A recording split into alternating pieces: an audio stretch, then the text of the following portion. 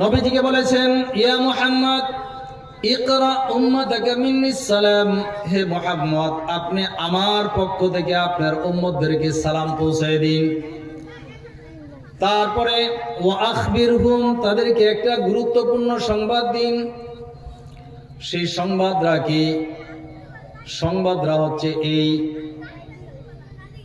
আন্নাল জান্নাতা, নিশ্চয়ই জান্নাত, তয়্যিবাতুত তুরবাতি ওয়া আযবাতুল মাই, তয়্যিবাতুত তুরবাতি আযবাতুল মাই, এই জান্নাত হচ্ছে সুগন্ধিময় মাটিযুক্ত একটা ময়দান এবং সুপয়ে পানি বিশিষ্ট একটা ময়দান। মাটির মধ্যে কি আছে? সুগন্ধি আছে, উর্বরযুক্ত মাটি। মাটি খুব উর্বর। মাটি যখন উর্বর থাকে ফসল খুব তাড়াতাড়ি হয়, ঠিক কিনা?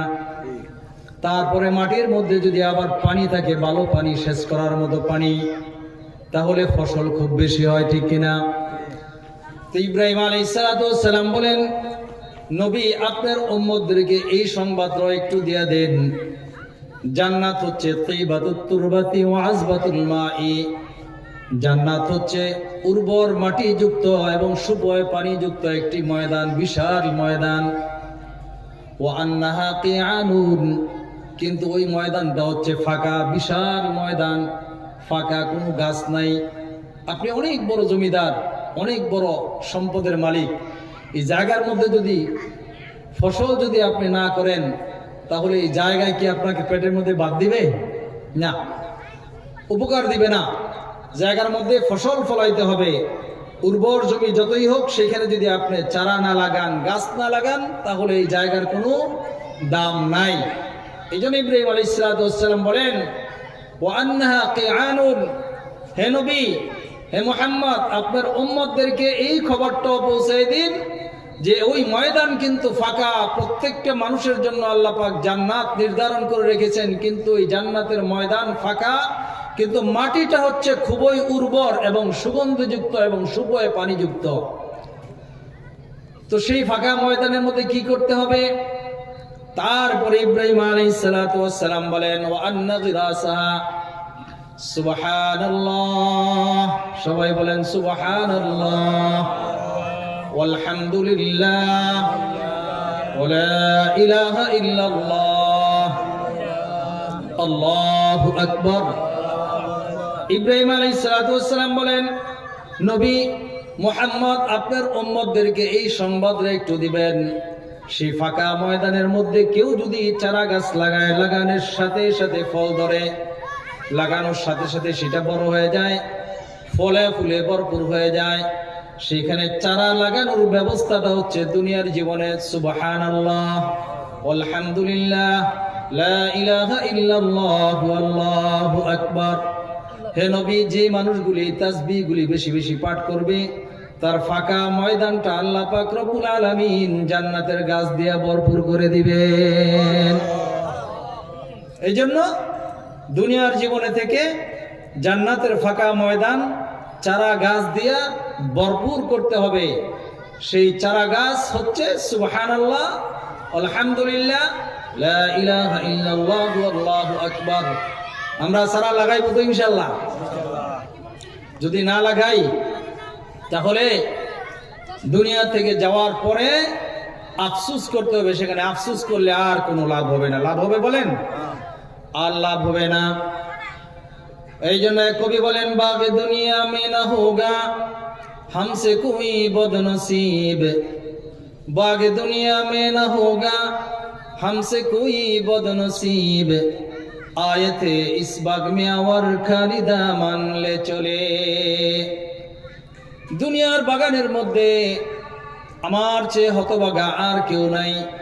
দীর্ঘ একটি সময় দিয়ে আল্লাহ পাক দুনিয়াতে আমাকে পাঠিয়েছিলেন, কিন্তু হেলায় খেলায় দুনিয়ার সময় নষ্ট করে শেষে খালি হাতেই আমার যাইতে হলো।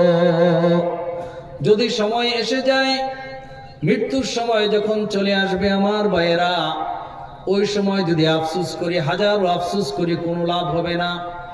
এই জন্য সময় থাকতে, হায়াত থাকতে, দুনিয়ার সময় থাকতে সময়টাকে কাজে লাগাইতে হবে। এই জন্য অবসর সময়গুলিতে আমরা বেশি বেশি তাসবিহ পাঠ করব, দোকানপাটে বসে গল্প আলাপ করে সময় নষ্ট করি, কাল কিয়ামতের ময়দানে আফসোস করতে হবে। আল্লাহ পাক রব্বুল আলামিন নবীজিকে বলেন, হে মুহাম্মদ, ওয়া আনযিরহুম ইয়াওমাল হাসরাতি কুদিয়াল আমরু ওয়া হুম ফি গাফলাতিন ওয়া হুম লা ইউমিনুন।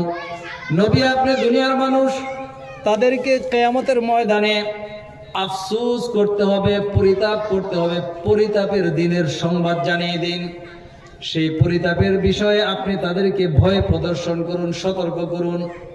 কোন দিন সম্পর্কে? পরিতাপের দিন, আফসোস করার দিন। আমরা এইদিকে মনোযোগী হই। যেদিন মানুষ আফসোস করবে সেই দিন সম্পর্কে হে নবী আপনি তাদেরকে সতর্কবাণী জানিয়ে দিন, তারা যেন সেই কিয়ামতের ময়দানে গিয়ে আফসোস করতে না হয়। দুনিয়ার জীবনে যারা অবসর সময় কাটাবে, বেহুদা সময় কাটাবে, তাদেরকে বেশি আফসোস করতে হবে। যারা জান্নাতে যাবে তারাও আফসোস করবে। এমন কোনো মানুষ নাই যে কিয়ামতের ময়দানে গিয়ে আফসোস না করবে। যারা জান্নাতে যাবে তারা যখন দেখবে দুনিয়ার নেক আমলের বদৌলতে আল্লাহ পাক জান্নাতে বিশাল বিশাল মর্যাদা দান করছেন, আফসোস করবে দুনিয়ার জীবনে যদি আর একটু সময় আল্লাহর ধ্যানে মগ্ন থাকতাম, আর একটু ইবাদত বাড়িয়ে করতে পারতাম, তাহলে জান্নাতের মধ্যে আল্লাহ পাক মর্যাদা আরো বাড়ায় দিতেন। যারা দুনিয়ার জীবনে নেক আমল করে নাই তারাও আফসোস করবে। যারা দুনিয়ার জীবনে আল্লাহর উপরে ঈমান আনে নাই তারাও আফসোস করবে। কাফেররা আফসোস করবে। কাফেররা আফসোস করে বলবে, ইয়াকুলুল কাফিরু ইয়া লাইতানি কুনতু তুরাবা। আফসোস, যদি আজকে মাটি হয়ে যেতাম, এই কিয়ামতের কঠিন ময়দানে বিপদের সম্মুখীন হতো না, এই হিসাব নিকাশের সম্মুখীন হতো না, জাহান্নামেও যাওয়া লাগতো না। যদি মাটি হয়ে যেতাম তবে আমাদের জন্য খুবই ভালো হতো। মুসলমান যারা আছেন, যারা নেক আমল করেছেন, যারা অযথায় সময় নষ্ট করেছেন, তাদের ব্যাপারে আল্লাহ তাআলা বলেন, ইয়াউমা ইয়াতাযাক্কারুল ইনসানু ওয়া আন্না লাহুয যিকরা। ইয়াউমা ইয়াতাযাক্কারুল ইনসানু মা সাআ। আল্লাহ পাক দুনিয়ার জীবনে মানুষ যাহা কিছু করেছে সব কিছু মানুষকে স্মরণ করাইবেন, সব কিছু উপস্থিত করবেন। তখন তারা আফসোস করে বলবে, যদি একটু নেক আমল করে দুনিয়ার জীবনে পাঠাইতাম তাহলে আজকে আমাদের বিপদের সম্মুখীন হতো না। এই জন্য দুনিয়ার জীবনে অযথা সময় আমরা নষ্ট যদি করি, সেই সময়টার জন্য কিয়ামতের ময়দানে আফসোস করতে হবে। সে আফসোস যেন করতে না হয় দুনিয়ার জীবনে আমরা পরকালের প্রস্তুতি নিব তো ইনশাআল্লাহ। আল্লাহ পাক আমাদের সকলকে দুনিয়ার সময়টুকু সঠিকভাবে আল্লাহর ইবাদতের মাধ্যমে পার করার তৌফিক দান করুন। যারা বলেন আমিন। ওয়া আখির দাওয়ানা আলহামদুলিল্লাহি রাব্বিল আলামিন। আমার দাওয়াত হচ্ছে এই, আর আল্লাহ তাআলার প্রশংসা গাইতেছি। আল্লাহ তাআলা যেন আমাদের সকলকে ভালো কাজগুলি করার তৌফিক দান করুন। তো আমি যে কোরআনের আয়াত তেলাওয়াত করেছি, কোরআনের আয়াত সূরাতুত তাহরিম থেকে একটি আয়াত আমি তেলাওয়াত করেছি। আল্লাহ পাক রব্বুল আলামিন এই কোরআনে ঈমানদারদেরকে ডাক দিয়া বলেন, ইয়া আইয়ুহাল্লাযীনা আমানু কু আনফুসাকুম ওয়া আহলিকুম নারা। হে ঈমানদার, দুনিয়ার মধ্যে যারা মহিলা আছো, পুরুষ আছো, ঈমানদার বান্দা বান্দিরা, সকলকে আল্লাহ পাক ডাক দিয়ে বলেছেন, কু আনফুসাকুম ওয়া আহলিকুম নারা। তোমরা প্রত্যেকেই নিজেরা জাহান্নামের আগুন থেকে বাঁচো এবং তোমাদের পরিবার পরিজন যারা আছে, সন্তান সন্ততি যারা আছে, তাদেরকেও জাহান্নামের আগুন থেকে বাঁচাও। নিজেও বাঁচো, নিজের সন্তান পরিবার পরিজন যারা আছে তাদেরকেও জাহান্নামের আগুন থেকে বাঁচাও। শুধু নিজে বাঁচার চেষ্টা করলেই চলবে না, নিজের পরিবার সন্তান সন্ততি তাদেরকেও জাহান্নামের আগুন থেকে বাঁচানোর জন্য চেষ্টা করতে হবে। তাদেরকেও দ্বীনি ইলম শিক্ষা দিতে হবে, তাদেরকেও নামাজি বানাইতে হবে, নামাজ পড়ার জন্য তাদেরকে উৎসাহ দিতে হবে, নামাজের শিক্ষা দিতে হবে, দ্বীনের শিক্ষা দিতে হবে। কোন জাহান্নাম? আল্লাহ তাআলা বলেন কোন আগুন থেকে, আগুনটা কেমন? আল্লাহ পাক রব্বুল আলামিন বলেন, ওয়াকুদুহান নাস ওয়াল হিজারা। হে দুনিয়ার মানুষ, যে জাহান্নামের লাকড়ি হবে, ইন্ধন হবে মানুষ এবং পাথর। জাহান্নামের লাকড়ি কারা হবে বলেন? মানুষ এবং পাথর।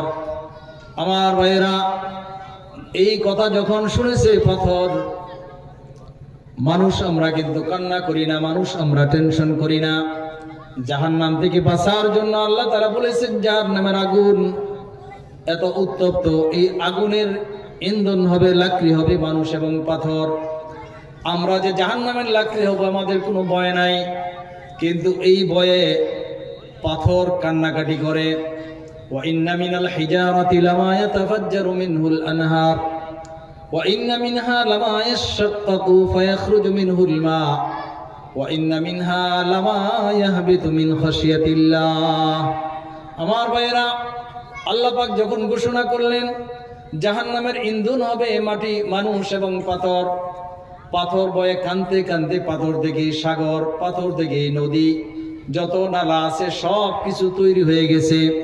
পাহাড় থেকে দেখবেন, যারা পাহাড়ে ভ্রমণ করেছেন, পাথরের পাহাড়, পাথর গেমে গেমে পাথর থেকে পানি বের হয়। এই পানি বের হইতে হইতে ফুটা ফুটা আস্তে আস্তে ঝর্ণার সৃষ্টি হয়। قطر على قطر إذا اتفقت نهر ونهر إلى نهر إذا اجتمعت بحر। পাথর থেকে যেই ফুটা ফুটা পানি বের হয়, এই পানির ফুটাগুলি একসাথে মিলে একটা ঝর্ণার সৃষ্টি হয়। আবার কতগুলি ঝর্ণা একসাথে মিলে একটা নদী তৈরি হয়ে যায়। এই যে পাথর থেকে পানি, পাথর থেকে গাম বের হয়, এটা কিন্তু এমনি এমনি বের হয় না, পাথরে কান্দে। তাফসীরের কিতাবে লেখা হয়েছে, কোরআনে আল্লাহ পাক বলেছেন পাথর যখন নাকি জাহান্নামের ইন্ধন হবে কথা শুনেছে, তখন থেকে পাথর কান্নাকাটি করতেছে জাহান্নামের ভয়ে।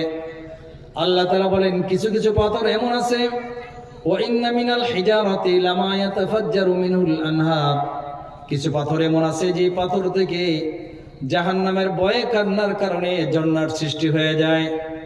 আবার কিছু কিছু পাথর আছে এমন, ওয়া ইন্না মিনাল হিজারাতি লামা ইয়াশাক্কাকু ফায়াখরুজু মিনহুল মা, কিছু পাথর এমন আছে জাহান্নামের ভয়ে তারা এমন বিকট শব্দ হয়, পাথর অটোমেটিক ফেটে যায়, ভয়ে ফেটে যায়। ফেটে যাওয়ার পর তার ভিতর থেকে আবার পানি বের হয়। আবার কিছু পাথর এমন আছে, ওয়া ইন্না মিনহা লামা ইয়াহবিতু মিন খাশিয়াতিল্লাহ, হঠাৎ করে পাহাড় উপর থেকে দোষে নিচের দিকে পড়ে যায়। আমার ভাইয়েরা, এই পাথরটা যে উপর থেকে দোষে নিচের দিকে পড়ে গেল, এটা কিন্তু এমনি এমনি পড়ে নাই। আল্লাহ পাক বলেন ওই পাথরটা জাহান্নামের ভয়ে কাঁপতে কাঁপতে উপর দিকে নিচে পড়ে গেছে। বলেন সুবহানাল্লাহ। সেই পাথর ভয় পাইলো, কিন্তু আমরা জাহান্নামের ভয় আমাদের অন্তরে নাই। কি বলেন, ঠিক কিনা? জাহান্নামের ভয় আমাদের অন্তরে নাই।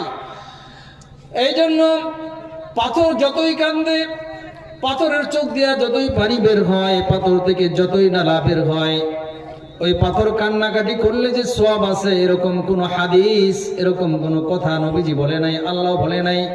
কিন্তু মানুষ যদি কান্নাকাটি করে, আমার ভাইয়েরা, মানুষের কান্নার যে কি ফজিলত, এই মর্মে নবীজি এক হাদিসে বলেন, মান জারাফাত আইনাহু মিন খাশিয়াতিল্লাহি তাআলা কানাত লাহু বিকুল্লি কতরাতিন মিন দুমুই, যে মানুষ আল্লাহর ভয়ে, জাহান্নামের ভয়ে কান্নাকাটি করবে, এক ফুটা চোখের পানি যদি ফালাইতে পারি, কানাত লাহু বিকুল্লি কতরাতিন মিন দুমুই, আল্লাহর হাবিব বলেন মানুষের এই চোখের এক ফুটা পানির পরিবর্তে, পানির বদলে আল্লাহ তাআলা কি পুরস্কার দান করবেন?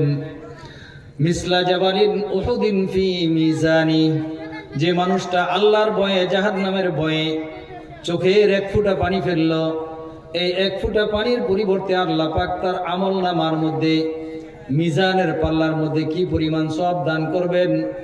নবীজি বলেন মিসলা জাবালিন উহুদিন, উহুদ পাহাড় পরিমাণ সওয়াব আল্লাহ পাক তার আমলনামায় দান করবেন।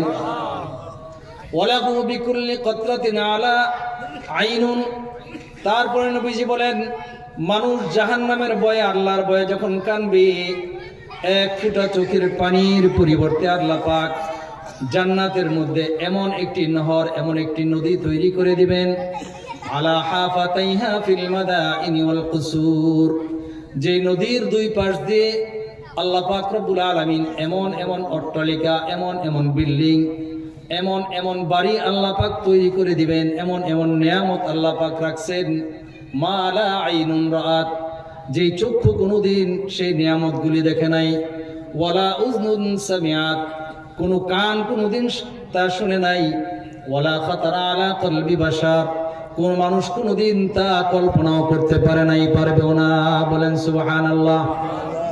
তাহলে চোখের পানির পরিবর্তে আল্লাহর ভয়ে যখন মানুষ কানবে, জাহান্নামের ভয়ে যখন মানুষ কানবে, সওয়াব আছে না নাই? বলেন আছে। সওয়াবটা কি? এক নাম্বার সওয়াব হচ্ছে এক ফোঁটা চোখের পানির পরিবর্তে আল্লাহ পাক উহুদ পাহাড় পরিমাণ সওয়াব আমলনামায় দান করবেন।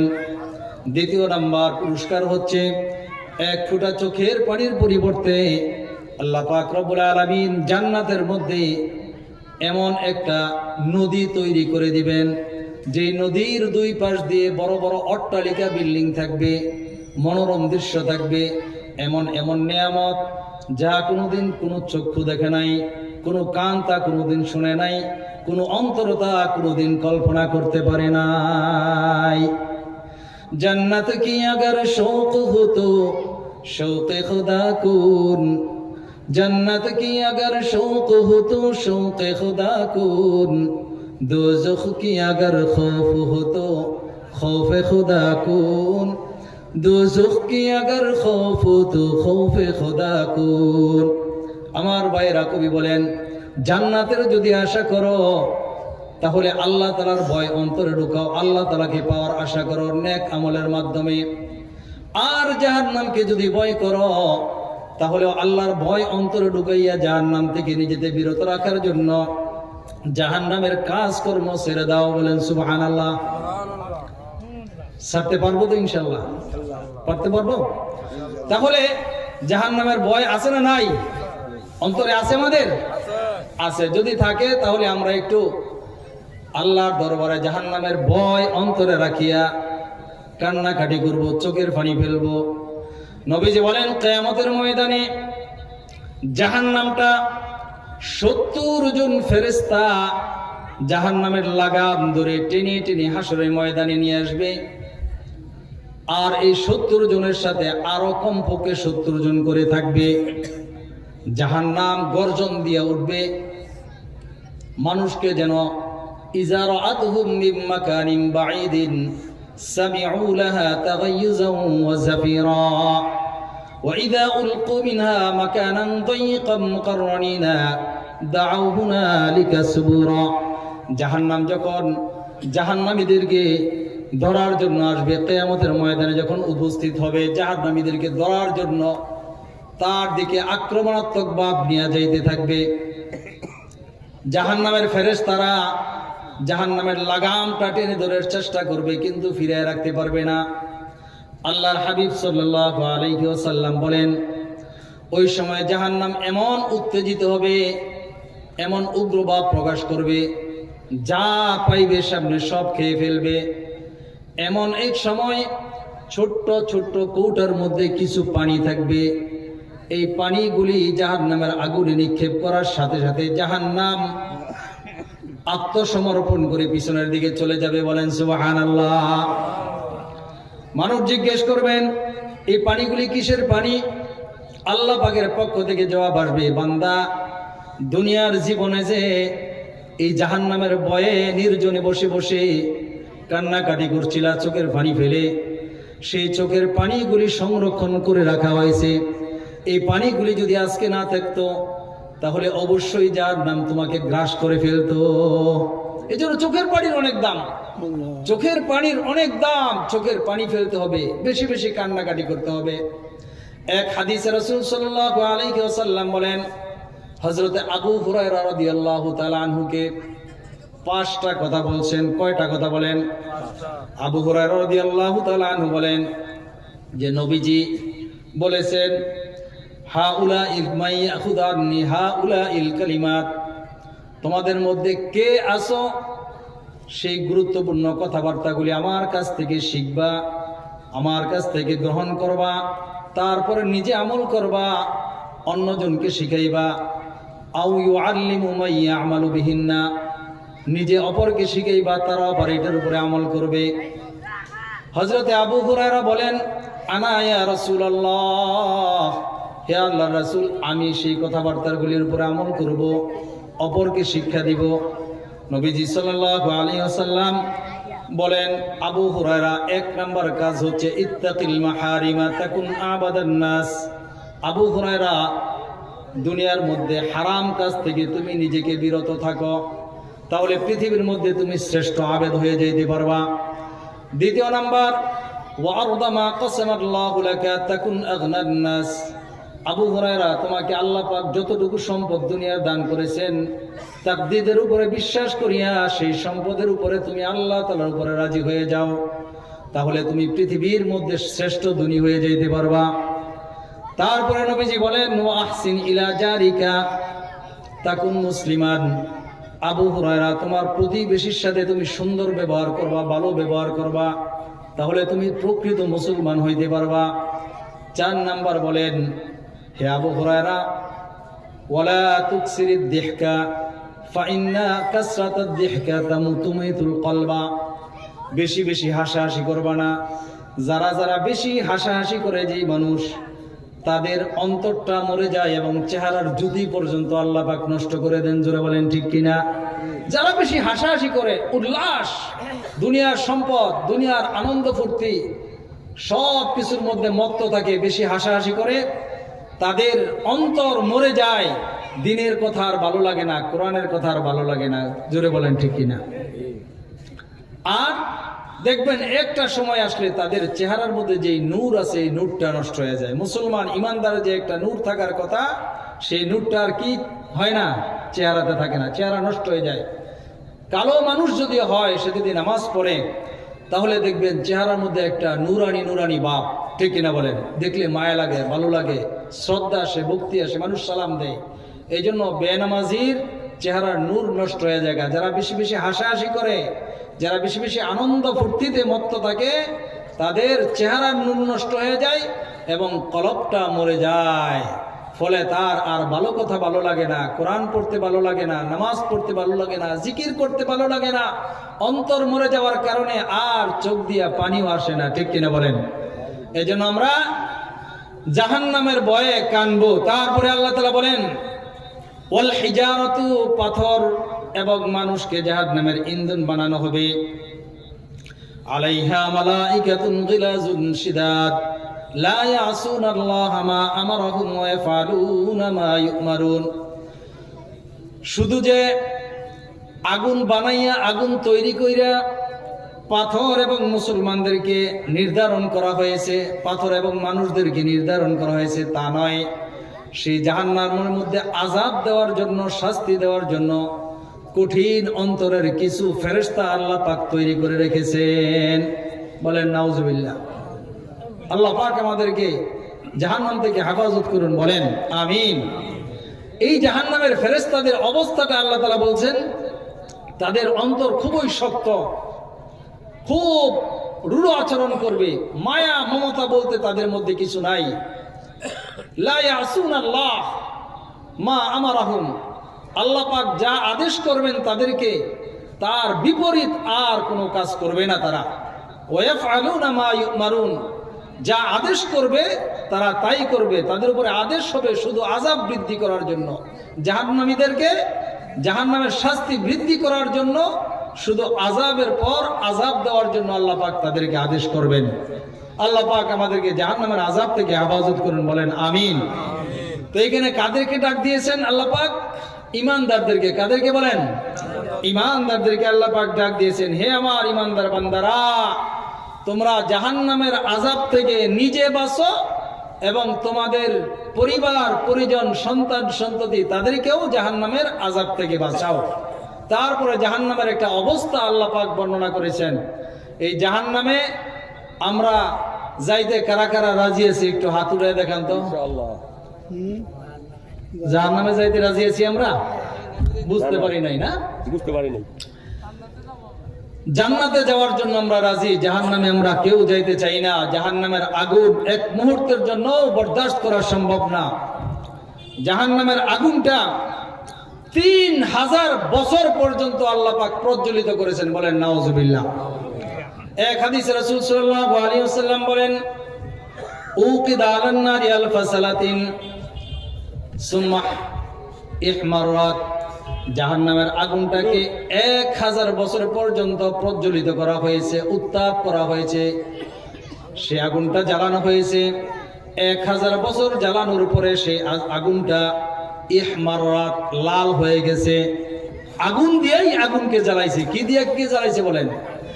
আগুন দিয়া আগুনকে, অর্থাৎ আগুনকে উত্তাপ দিতে দিতে, বাতাস দিতে দিতে আগুনকে উত্তাপ করতে করতে আগুনের তাপ এত বৃদ্ধি করা হয়েছে, আগুনটা ইহমারাত, লাল হয়ে গেছে।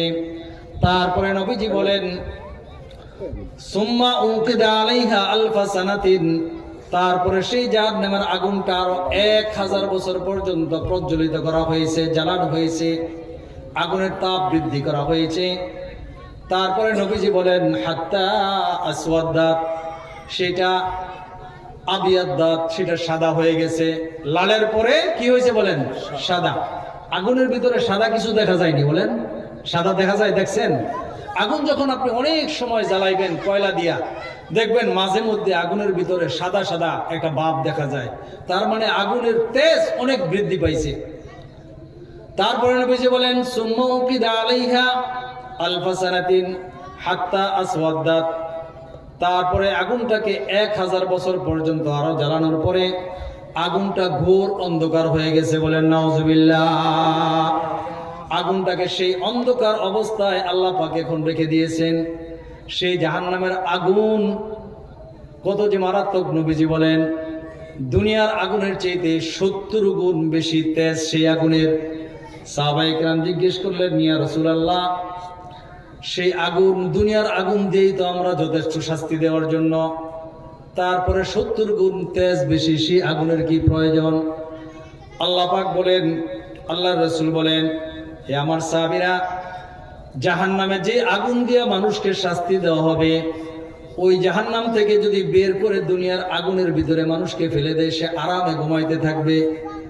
জাহান্নামের আগুন থেকে বের করে দুনিয়ার আগুনের মধ্যে যদি ফালায়, মানুষটা আরামে ঘুমাইবে। কি করবে? আরামে ঘুমাইবে। তাহলে কি পরিমাণ তেজ, কত মারাত্মক তাপ আগুনের, সেই জাহান্নামের আগুনে মানুষকে ফালানো হবে যদি আল্লাহর বিধানগুলি আমরা না মানি। সেই আগুন থেকে বাঁচানোর জন্য নিজেকে আল্লাহ তাআলা বলছেন এবং নিজ পরিবারকেও বাঁচানোর জন্য আল্লাহ তাআলা বলেছেন। আমরা নিজে বাঁচবো তো ইনশাআল্লাহ, পরিবারকে বাঁচাবো। কিভাবে বাঁচাইবো? নামাজ না পড়লে মানুষ, বলেন এটা কি জাহান্নামে যাবে নাকি জান্নাতে যাবে? আমরা জাহান্নাম থেকে বাঁচার জন্য আমরা মুরব্বী শ্রেণীর যারা আছি, আমরা মসজিদে আজান দিলে নামাজ পড়তে আসি। আমার মায়েরা, চাচিরাও নামাজে দাঁড়ান, কিন্তু আমার সন্তানটা যে যুবতী মেয়ে এবং যুবক ছেলে, যার উপরে নামাজ ফরজ হয়ে আছে, তাকে ঘুম থেকে ডাক দেই না। এই শীতের মধ্যে ঠান্ডা পানি দিয়ে ওযু করবে না, আগামীকাল পরীক্ষা, এখন যদি ঘুম থেকে ডাকি তাহলে পরীক্ষার ডিস্টার্ব হবে। কথা ঠিক কিনা বলেন? দুনিয়ার স্বার্থের জন্য, দুনিয়ার ফলাফল লাভের জন্য, দুনিয়ার সুখ শান্তির জন্য আমরা সন্তানদেরকে কম্বলের নিচে শোয়ায় রাখি শীতের কষ্টের জন্য। আমার ভাইরা, একবার ভাবেন তো যে আমরা যারা আমাদের উপযুক্ত ছেলে মেয়েকে কম্বলের নিচে শোয়ার সুযোগ দিয়ে নিজেরা নামাজ পড়লাম, জাহান্নাম থেকে নিজেরা বাঁচলাম, আমার সন্তানকে কি করলাম? জাহান্নামের দিকে ঠেলে দিলাম। ঠিক কিনা বলেন? তাহলে কোনো সচেতন মানুষ, বাবা মা কখনো চাবে না যে আমার সন্তান জাহান্নামে যাক।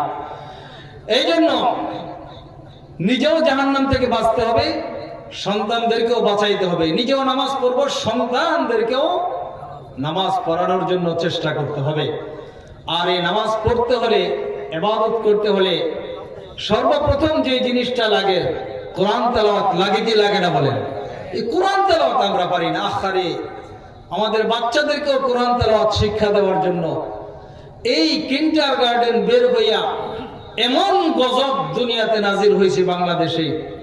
আগে সকালবেলায় বাচ্চারা মক্তবে গিয়ে কোরআন শিখতো, তারপরে এসে প্রাইমারি স্কুলে যেত। ওই সময়কার স্কুলের ছাত্রগুলি যারা মক্তবে পড়ে পরবর্তীতে স্কুলে গেছে, তারাই বড় বড় অফিসের অফিসার হয়েছে, ঠিক কিনা বলেন? বিভিন্ন পদে পদায়ন হয়েছে, লেখাপড়া ভালো করছেন কোরআনের বরকতে। রাস্তাঘাটে হাঁটলে সকালবেলায় আমার মায়েরা, চাচিরা, খালারা কোরআন তেলাওয়াত করতেন, কোরআনের একটা আওয়াজ ঘর থেকে বের হইতো, ঠিক কিনা বলেন? ঘরটার শান্তি ছিল, বরকত ছিল। আর এখন কোরআন তেলাওয়াত নাই, সারা রাত্র টিভি, নাটক, সিরিয়াল দেখে দেখে মোবাইলের মধ্যে রাত্রে ঘুমাইতে ঘুমাইতে 12টা-1টা বাজে, সকালে আর ফজরের নামাজের খবর নাই, কোরআন তেলাওয়াতের খবর নাই, ঠিক কিনা বলেন? ওই ঘরটার মধ্যে আল্লাহর গজব আসবে না তো কি আসবে, ঠিক কিনা বলেন? এজন্য আমার মা বোনেরা, আমার ভাইয়েরা, বাবারা যারা উপস্থিত, নিজেরা নামাজ পড়বো, সন্তানদেরকেও নামাজ পড়ানোর চেষ্টা করব। নিজেরা জাহান্নাম থেকে বাঁচবো, সন্তানদেরকে জাহান্নামের আযাব থেকে বাঁচানোর চেষ্টা করব। কোরআনে যে আল্লাহ তাআলা বলেছেন জাহান্নামের আগুনের অবস্থা, নবীজি যে বলেছেন জাহান্নামের আযাবের অবস্থা, এই কথাটা কি আপনাদের বিশ্বাস হয় কি হয় না বলেন? কত পার্সেন্ট? 100%।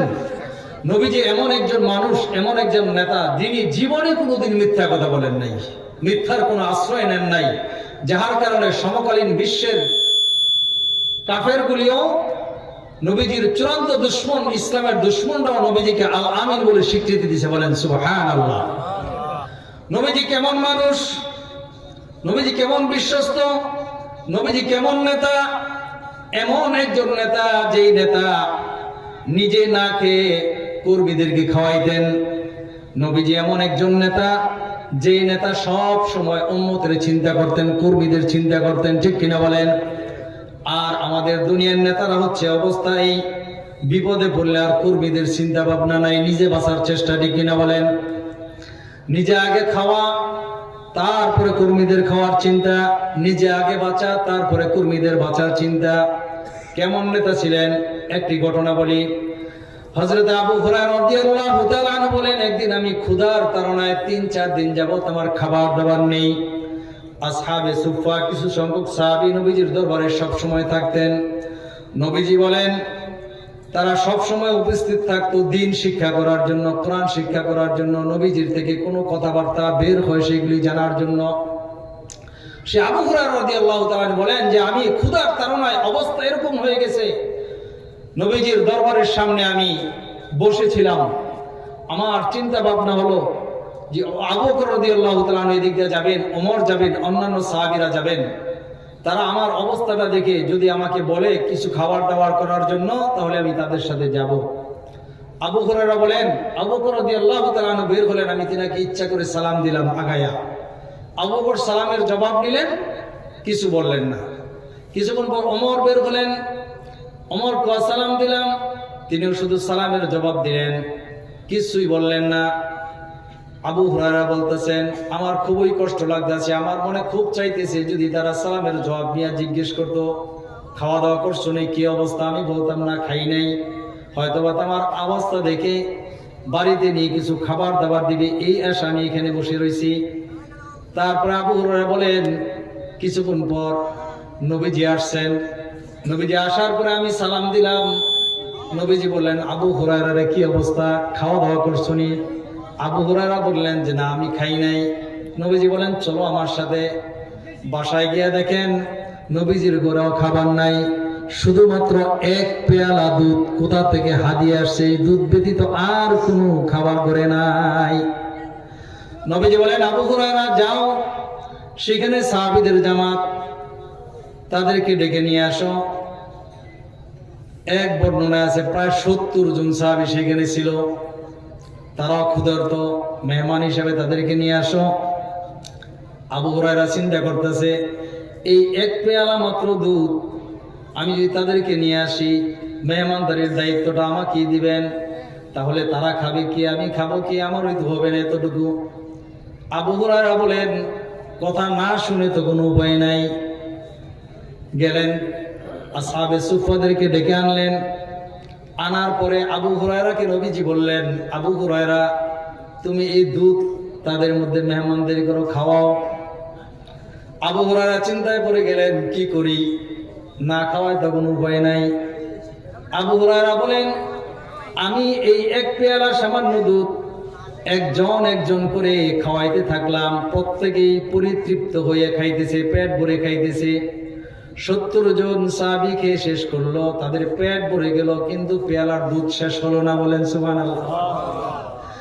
তারপরে আবু হুরায়রা বলেন, সর্বশেষ আমার সিরিয়াল আসছে। নবীজি বললেন, আবু হুরায়রা খাও। তিনি বলেন, আমি খাইলাম। আবার নবীজি বলেন, আবু হুরায়রা আবার খাও। আবার খাইলাম। আবার বললেন, খাও। তিনি বললেন, আমি আবার খাইলাম।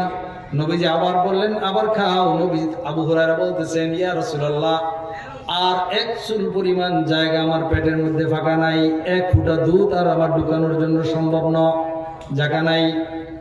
তারপরে আবু হুরায়রা বলেন, তারপরে নবীজি সেই পেয়ালার দুধটুকু খাওয়ার পরে শেষ হয়েছে। বলেন সুবহানাল্লাহ। তাহলে এরকম একটা অবস্থা যদি আমাদের নেতাদের হাতে হইতো, তাহলে নিজে আগে খাইতেন, বিবিরে খাওয়াইতেন, বাচ্চারে খাওয়াইতেন, তারপরে দেখতেন যে কাছের কর্মী যারা আছে, রাত্র দিন যারা তার কাছে থাকে, তারা খাওয়াইতেন। ঠিক কিনা বলেন? কথা ঠিক?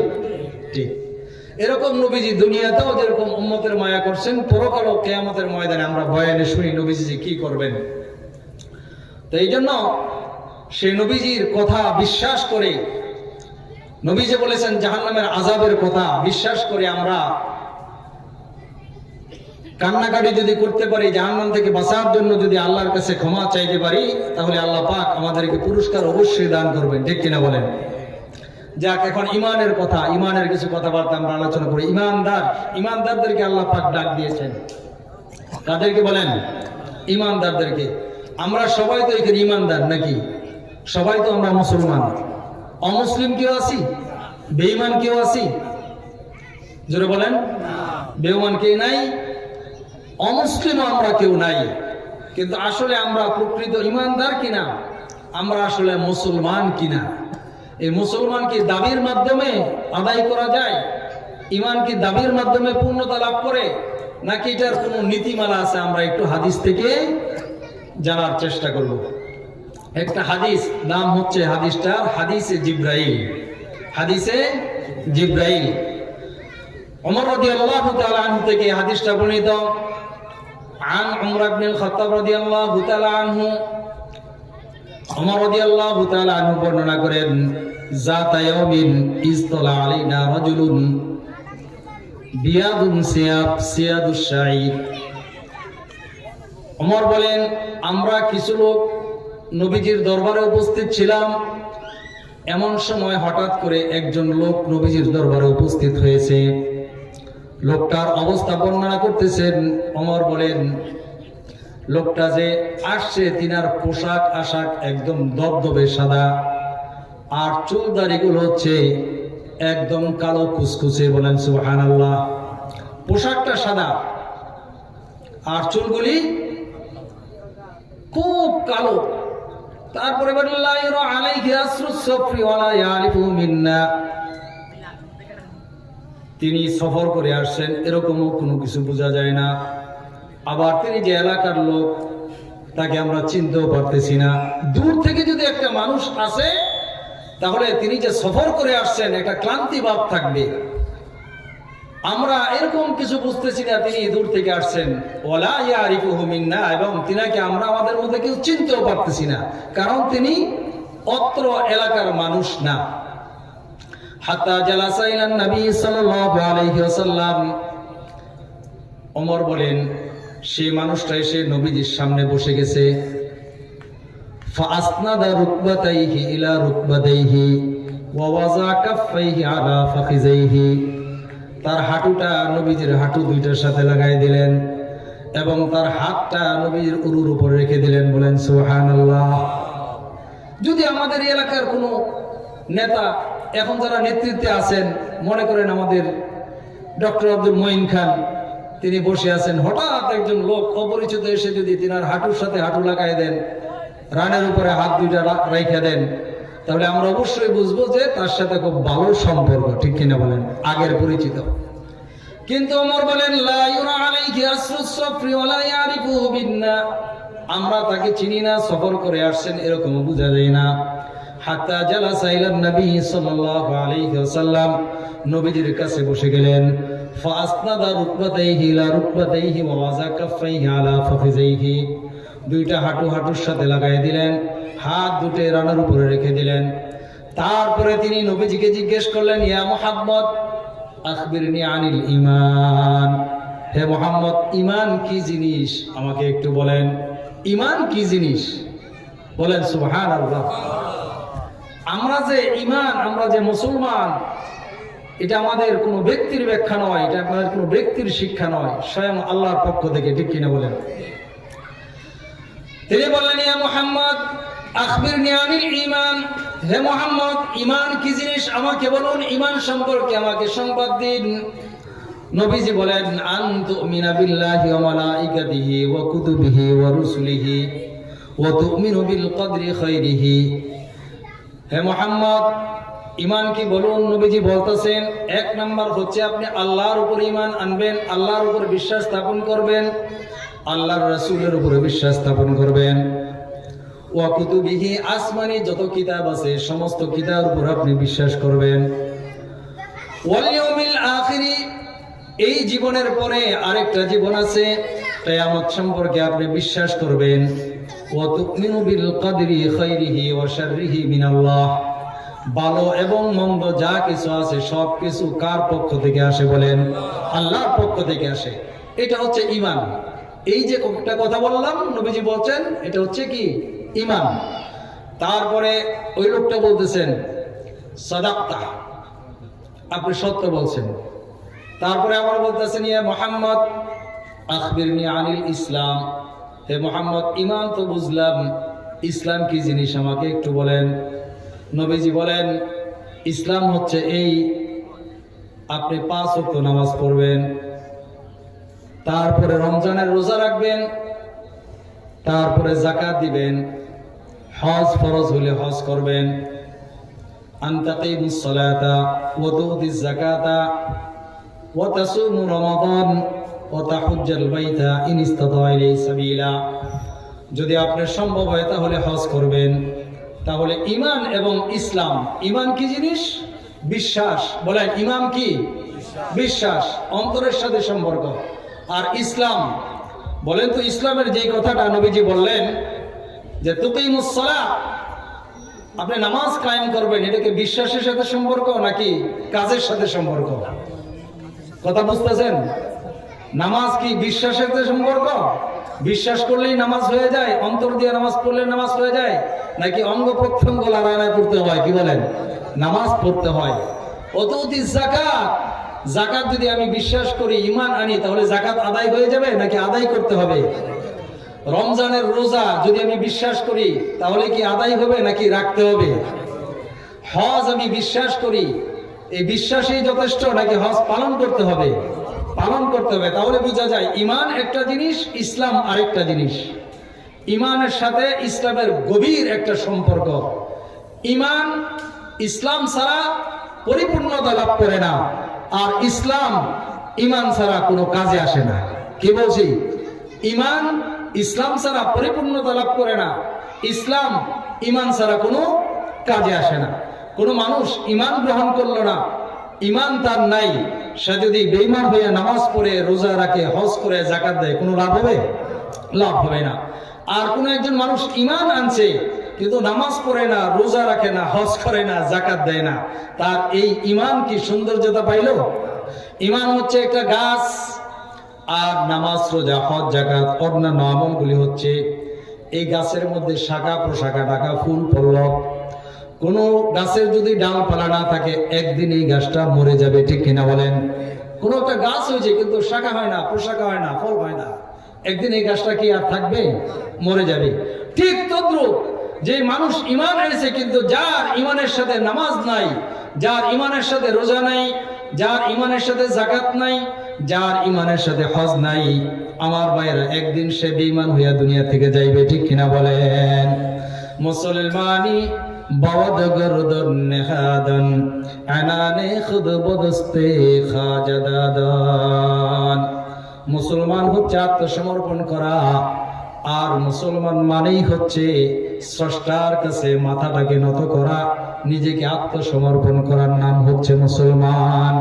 সুতরাং আমার ভাইরা, যারা নামাজ পড়ে না তারা মুসলমান দাবি করলেও মুসলমান না, যারা হজ ফরজ হওয়ার পর হজ করে না মুসলমান দাবি করলেও মুসলমান না, যাদের উপরে যাকাত ফরজ হয়েছে যাকাত আদায় করে না মুসলমান দাবি করলেও মুসলমান না, যাদের উপরে রোজা ফরজ হয়েছে রোজা না রেখে মুসলমান দাবি করলেও মুসলমান হইতে পারে না, ঠিক কিনা বলেন?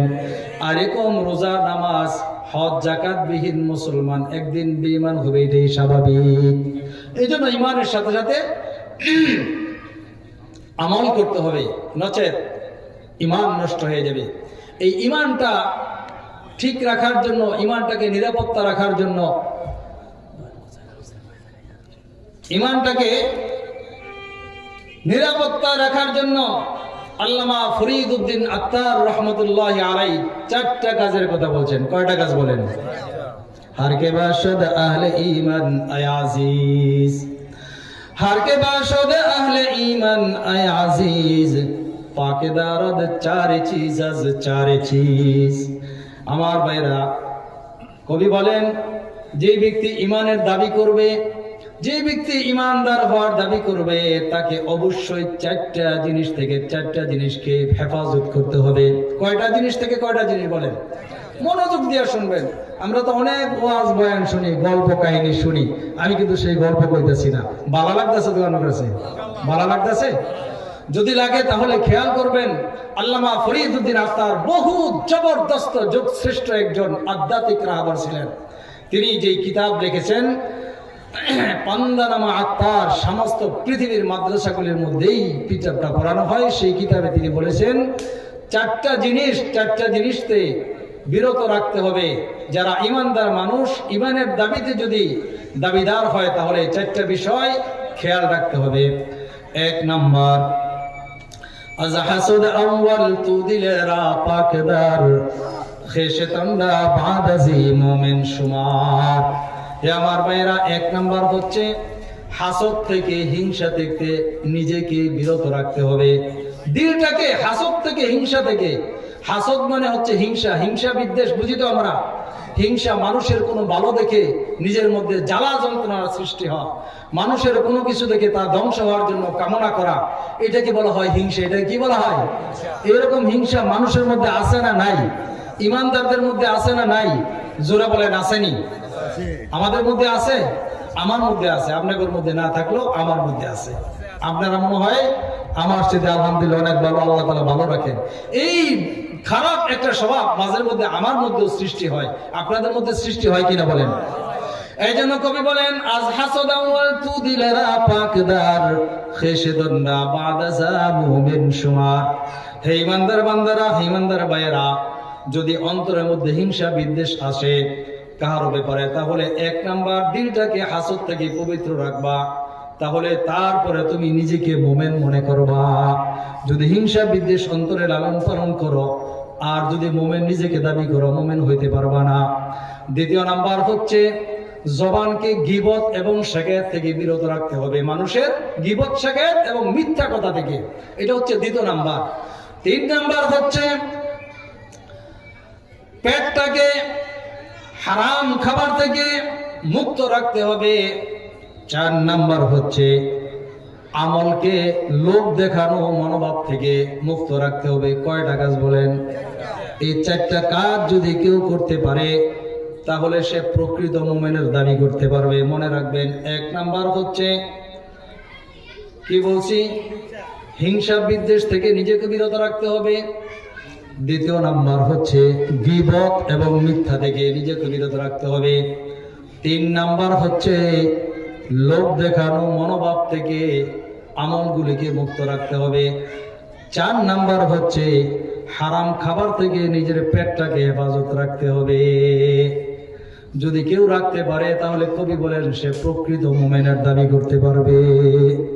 এজন্য আমরা ইমানের দাবিতে যদি দাবিদার হই তাহলে আল্লাহর কাছে দোয়া করি, আল্লাহ এই জঘন্যতম পাপগুলি থেকে, যেইগুলির কারণে ইমান নষ্ট হয়ে যায়, যেইগুলির কারণে মুসলমানিত্ব নষ্ট হয়ে যায়, এই সমস্ত বদ অভ্যাস থেকে আমাদেরকে হেফাজত করুন, যারা বলেন আমিন।